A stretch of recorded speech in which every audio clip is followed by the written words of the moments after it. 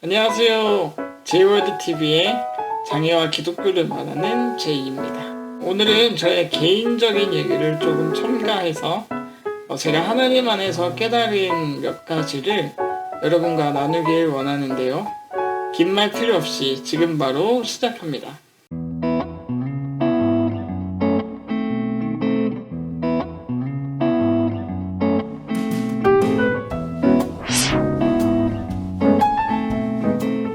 저는 태어날 때부터 장애를 가지고 태어났습니다. 그래서 저한테는 이것이 당연한 것이었어요. 내가 장애를 가졌기 때문에 앞으로의 삶은 어려울 것이라던가 힘들 것이라던가 와 같은 류의 생각은 애초부터 없었죠. 최소한 청소년기까지는 그랬던 것 같아요. 왜냐하면 전 어릴 적부터 장애인들이 모여 사는 중증 장애인 요양시설에서 살아왔고 학교도 초중고를 특수학교로 나왔기 때문에 제 주위엔 장애인밖에 없었거든요. 남들보다야 어렵게 자란 건 사실이지만 그래도 이것은 내가 노력하면 아무것도 아닐 것이다 라는 생각이 있었던 것 같아요. 그런데 대학교를 입학하면서 제가 가진 장애에 대해서 심각하게 고민을 하기 시작했습니다.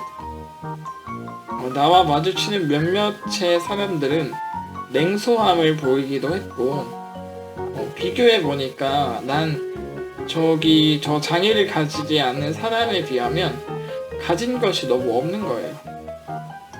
시설에서는 몰랐던 장애인에 향한 편견과 차별들이 이제 피부에 와닿기 시작했습니다.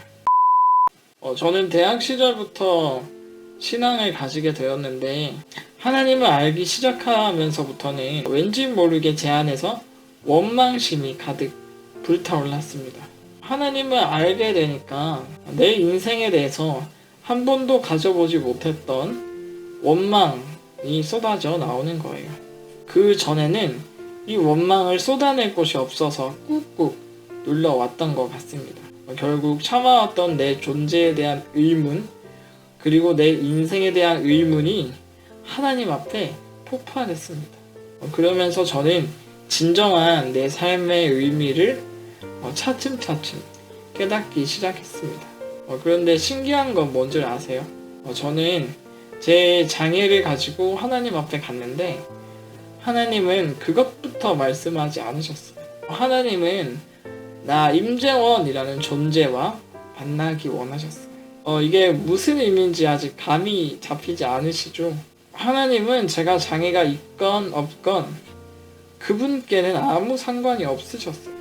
하나님은 태초부터 절 하나님의 자녀로 삼아 주셨기 때문에 그냥 그걸로 저의 존재는 다 설명이 되었으니까요.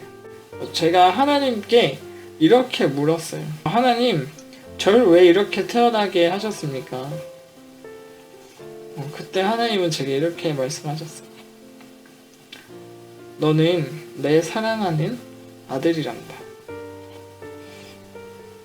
근데 전 더 이상 하나님께 다른 질문을 하지 못하고 울어버렸어요. 저는 제가 사랑받지 못할 사람이라고 생각했거든요. 그때 저는 처음으로 나를 장애로 바라보지 않고 임재원으로 온전히 바라보고 받아들여주는 존재가 있다는 것을 깨닫기 시작했습니다. 제가 참 좋아하는 말씀이 있는데요. 예레미야 1장 5절입니다. 내가 너를 모태에 짓기 전에 너를 알았고 내가 배에서 나오기 전에 너를 성별하였고 너를 여러 나라의 선지자로 세웠노라 하시기로. 아멘. 이 말씀을 알게 되고 나서 얼마나 저에게 큰 위로가 되었는지 몰라요.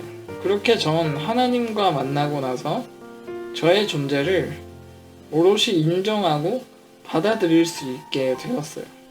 이제는 첫 번째 문제가 해결되었습니다.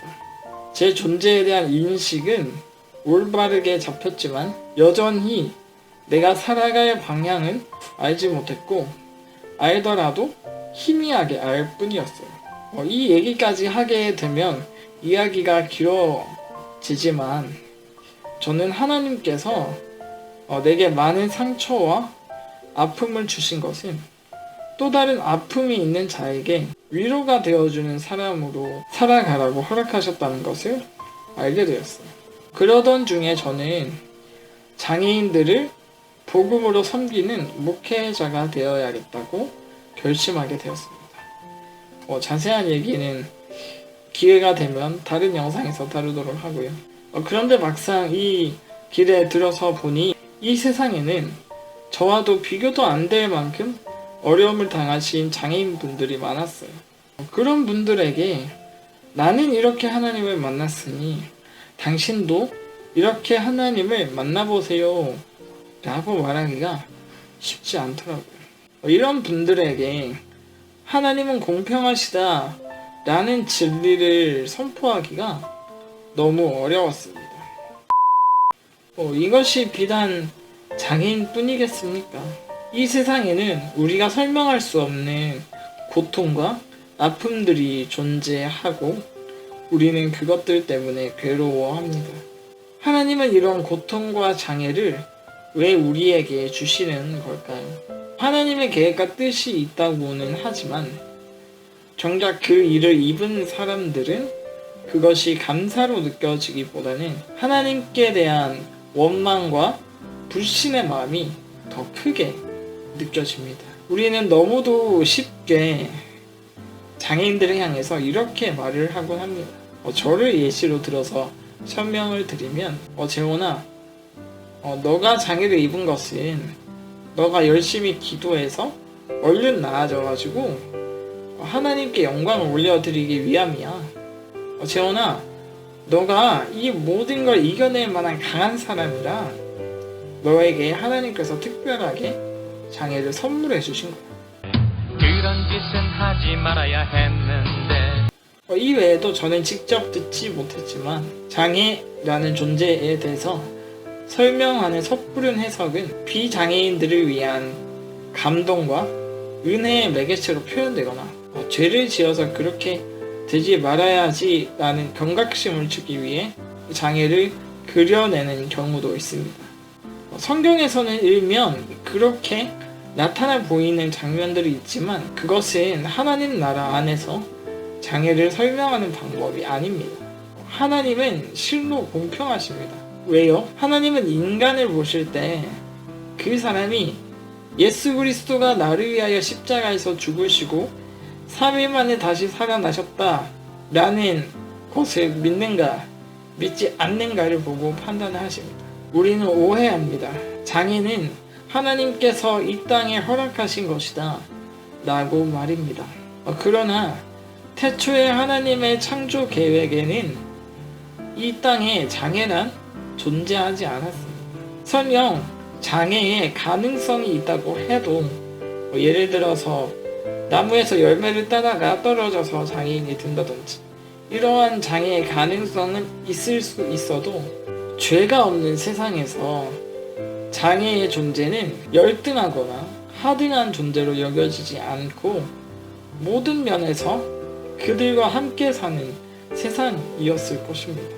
결국 이러한 장애로 인한 고통은 인간의 죄 때문에 생겨난 것이죠. 그런데도 우리는 이 원인을 하나님께로만 돌리는 아주 나쁜 습성이 있습니다.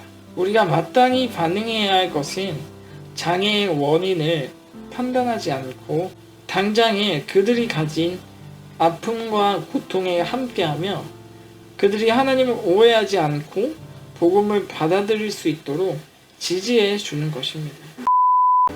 하나님은 실로 우주 만물의 창조자이시며 주권자이십니다.